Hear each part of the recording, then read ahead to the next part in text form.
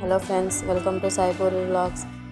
గ్రైండర్లో కాకుండా మిక్సీలో కూడా ఇడ్లీలు చాలా సాఫ్ట్గా, చాలా తెల్లగా రావాలంటే పిండి ఎలా ప్రిపేర్ చేసుకోవాలో ఈ వీడియోలో చూద్దాము.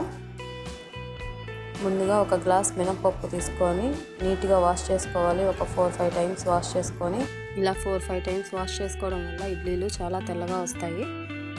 ఇప్పుడు ఈ మినపప్పు ఒక 6 అవర్స్ పాటు నానబెట్టుకోవాలి. ఇప్పుడు మనం ఏ గ్లాస్తో అయితే మినపప్పు నానబెట్టుకున్నామో సేమ్ అదే గ్లాస్ తోటే ఇప్పుడు ఒక గ్లాస్ మినపప్పుకి 3 గ్లాసులు ఇడ్లీ రవ్వ తీసుకొని నీట్గా వాష్ చేసుకొని వాటర్ లేకుండా పిండి పక్కన పెట్టుకోవాలి. ఇప్పుడు ముందుగా నానబెట్టిన మినపప్పుని ఒక మిక్సీ జార్ తీసుకొని అందులో వేసుకొని కొంచెం వాటర్ యాడ్ చేసుకొని నీట్గా మెత్తగా గ్రైండ్ చేసుకోవాలి.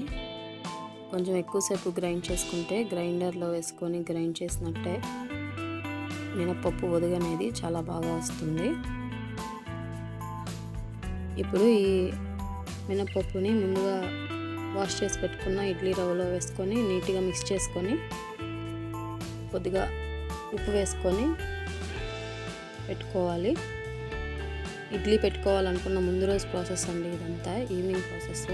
సేమ్ మీరు కూడా ఇదే కొలతలతో ఒకసారి ట్రై చేయండి. ఇడ్లీలు చాలా సాఫ్ట్గా తెల్లగా వస్తాయి.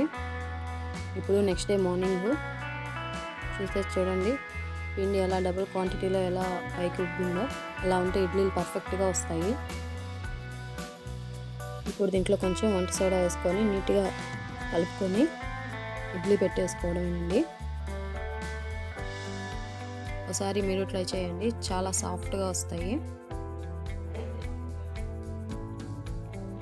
ఇలా కొంచెం పిండిని ప్లాస్టిక్ కంటైనర్లో తీసుకొని ఫ్రిడ్జ్లో పెట్టుకుంటే 2 days వరకు ఇడ్లీ సాఫ్ట్గానే ఉంటుందండి, అలా మెత్తగానే వస్తుంది.